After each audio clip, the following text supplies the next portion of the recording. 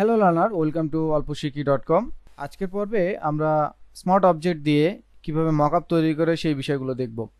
আমরা পিছনের পর্বগুলোতে smart object দিয়ে কি জিনিস করা যায়, স্মার্ট অবজেক্টের কি গুণ আছে সেগুলো নিয়ে আলোচনা করেছি। যারা একদম বেসিক ধারণাটা ক্লিয়ার করতে পারেন নাই তাদের কাছে রিকোয়েস্ট রইল আগের পর্বগুলো দেখে আসবেন। তো আজকের পর্বে মূলত স্মার্ট অবজেক্ট দ্বারা মকআপ তৈরি করে কিভাবে সেই জিনিসগুলো দেখব। তো চলুন কথা না বাড়িয়ে শুরু করে দিই।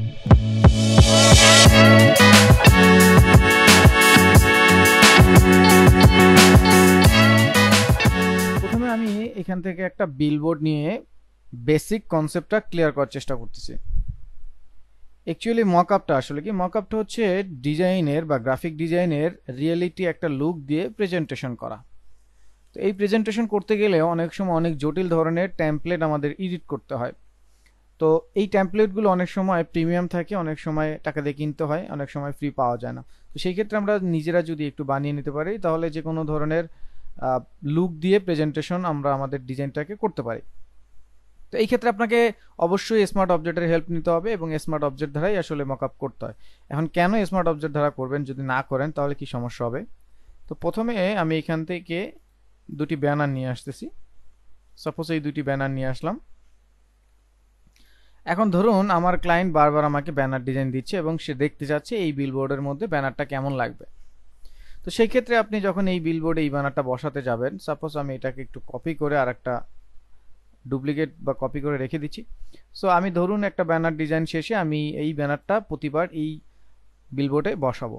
সো এই বিলবোর্ডে যখন আমি বসাতে যাব তখন এইটায় বিভিন্ন রকমের কাজ করে এটাকে আমার বসাতে হবে। সাপোজ আমি এখানে ডিস্টর্ট করে জাস্ট ফার্স্ট আপনাদেরকে একটা প্রিভিউ দিয়ে দিচ্ছি। সাপোজ এইটা এখানে আমি বসিয়ে দিলাম। ধরুন আরো অনেক ধরনের কাজ থাকতে পারে সাপোজ। এখন প্রতিবার কিন্তু আমাকে এখানে এসে এটাকে কি করতে হবে, বসাতে হবে। তো সেই ক্ষেত্রে কিন্তু আমার প্রতিবার সময় নষ্ট হচ্ছে, প্রতিবার আমাকে এটাকে বসাতে গিয়ে অ্যাডজাস্ট করতে হচ্ছে। তো এই যে বিষয়টা, এই বিষয়টার জন্য আপনি যদি একবার একটা টেমপ্লেট রেডি করে রাখেন এবং সেই টেমপ্লেটটা জাস্ট আপনার ডিজাইনটা রিপ্লেস করলে এখানে সেটা চলে আসবে। তো এই ক্ষেত্রে আপনাকে স্মার্ট অবজেক্ট হেল্প করবে। তো চলুন কিভাবে হেল্প করে একটু বেসিক ধারণাটা ক্লিয়ার করি। তো প্রথমে আপনি আপনার মতো করে এখান থেকে একটা শেপ তৈরি করবেন। এখান থেকে সাপোজ আমরা এই মাপটা নিয়ে নিচ্ছি, ওকে। এন্ড দেন এই মাপ অনুযায়ী আমি এটাকে আর একটু বড় করে দিচ্ছি। সো এরকম বড় করে নিলাম, ওকে।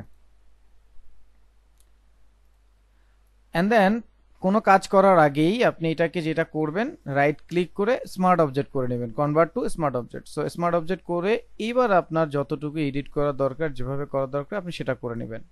সো আমি কন্ট্রোল টি দিয়ে এটাকে ট্রান্সফর্ম করে দেন আমি রাইট ক্লিক করে ডিস্টর্ট করে দেন আমি এটাকে জাস্ট আমার মতো করে বসিয়ে নিচ্ছি।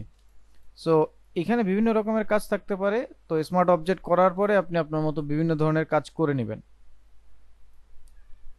এখানে আমি জাস্ট এটাকে বসিয়ে দিলাম, এটাকে এখানে জাস্ট বসিয়ে দিলাম। এরপরে ধরুন রাইট ক্লিক করে আপনার যদি ওয়ার্ক করতে হয়, সাপোজ ওয়ার্ক করে নেবেন, মানে যেই ধরনের ইফেক্ট আপনার করতে হবে সেই ধরনের ইফেক্ট আপনি অ্যাপ্লাই করে নেবেন। সাপোজ এই কাজটা আমি করে নিলাম, নিয়ে ওকে করে দিলাম।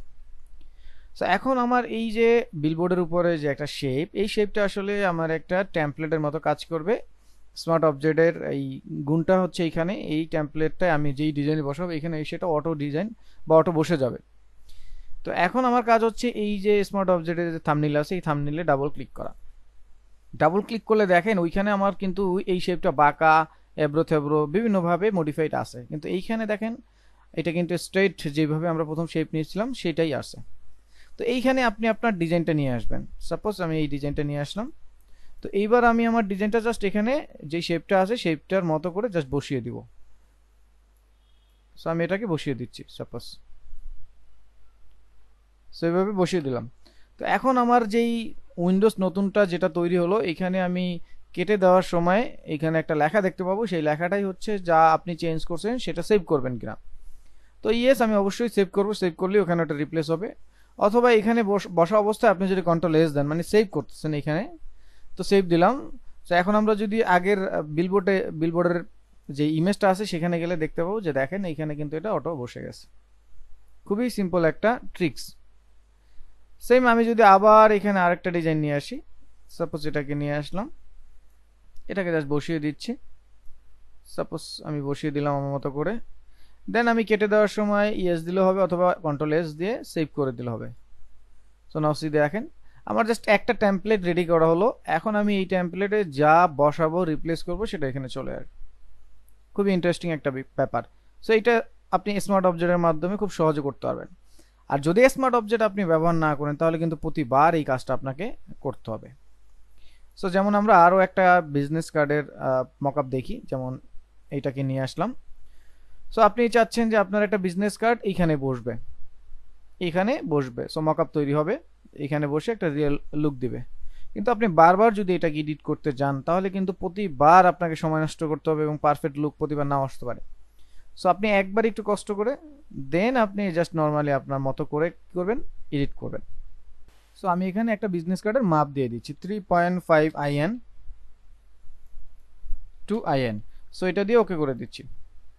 দেন আমি এটা রেশিও বড় করে নিচ্ছি, জাস্ট আমার মতো আমি এটা রেশিও ঠিক রেখে একটু বড় করে নিচ্ছি। সো এই অবস্থায় রেখে ওকে করে দিলাম। নাও আমি এটাকে রাইট ক্লিক করে এখান থেকে স্মার্ট অবজেক্ট করে নিব। তো এখানে স্মার্ট অবজেক্ট করলে একটাই যে রিপ্লেস হবে, বাকিগুলো কিন্তু সেম হবে। তো আপনার যেহেতু এখানে ব্যাক ফ্রন্ট পার্ট আর ব্যাক পার্ট দুইটা হবে, সো আমি এটাকে একটা কন্ট্রোল জে দিয়ে আগে একটা ডুপ্লিকেট করে নিলাম। সো স্মার্ট অবজেক্ট করার আগে ডুপ্লিকেট করে নেবেন, দেন আপনি আপনার মতো করে এখানে লিখে নিতে পারেন। যেমন এটা যদি আপনি চিন্তা করেন, সো এটাকে ফ্রন্ট পার্ট আপনি লিখে দিতে পারেন। সো আমি এটাকে ফ্রন্ট পার্ট লিখে দিচ্ছি, ফ্রন্ট পার্ট লিখে দিলাম, আর এটাকে আমি ব্যাক লিখে দিচ্ছি। সো এই কাজটা করার পরে দেন আপনি হচ্ছে স্মার্ট অবজেক্ট করবেন। তো নাও এখন আমি যেহেতু আগেই কপি করে ফেলছি, এখন আমি স্মার্ট অবজেক্ট করে ফেলবো। তো এখন আমার কোনো সমস্যা এটা হবে না বা সমস্যা করবে না। সো নাও আপনি আপনার মতো করে বসায় দেন। যেমন আমরা হচ্ছে ব্যাক পার্টটা বসাবো। সো ব্যাক পার্টটা সাপোজ এইখানটায় বসাবো। তো নাও আমরা এখন আমাদের ব্যাক পার্টটা বসাবো। সো এই ব্যাক পার্টটাকে আমি কন্ট্রোল টি দিয়ে ট্রান্সফর্ম করতেছি, দেন রাইট ক্লিক করে আমি ডিস্টর্ট করে নিচ্ছি। দেন আমি আমার মতো করে এটাকে বসিয়ে দিচ্ছি। তো যেখানে যেভাবে বসানো দরকার সেভাবে আপনি জাস্ট বসিয়ে নেন। সাপোজ এটাকে আমি বসিয়ে দিলাম এইখানে। তো তারপর যতটুকু এডিট করা দরকার আপনি আপনার মতো করে এডিট করে নেবেন। সাপোজ এই জায়গাটায় রেখে আমরা ওকে করে দিলাম। দেন আমাদের ব্যাক পার্ট যেটা ফ্রন্ট পার্ট যেটা আছে সেটাকে আমরা বসিয়ে দিচ্ছি। Control T transform, right click, distort. এখান থেকে জাস্ট পয়েন্টে পয়েন্টে আমরা জাস্ট মিলিয়ে নিচ্ছি।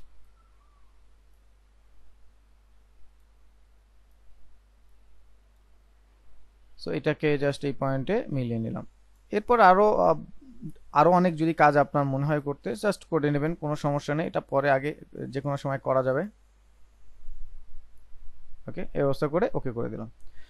নাও আমার ফ্রন্ট আর হচ্ছে ব্যাক দুইটা পার্ট রেডি হয়ে গেল। এখন আমার এই ফ্রন্ট পার্টের যে স্মার্ট অবজেক্টের থাম্বনেল আছে, এই স্মার্ট অবজেক্টের থাম্বনেলে ডাবল ক্লিক করলে দেখেন এইখানে কিন্তু আর বাঁকা নেই, এইখানে কিন্তু স্ট্রেইট যে শেপটা আমরা নিয়েছিলাম সেটাই আছে।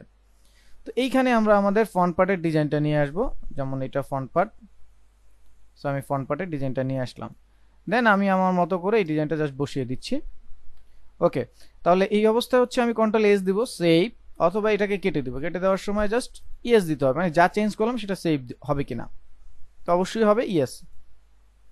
সো নাও সি দেখেন এখানে খুব সুন্দরভাবে বিজনেস কার্ডটা বসে গেছে। একইভাবে ব্যাক পার্টটা ডাবল ক্লিক করব, করে এখান থেকে আমি জাস্ট নিয়ে আসব আমার ব্যাক পার্ট যেটা আছে সেটাকে নিয়ে আসব।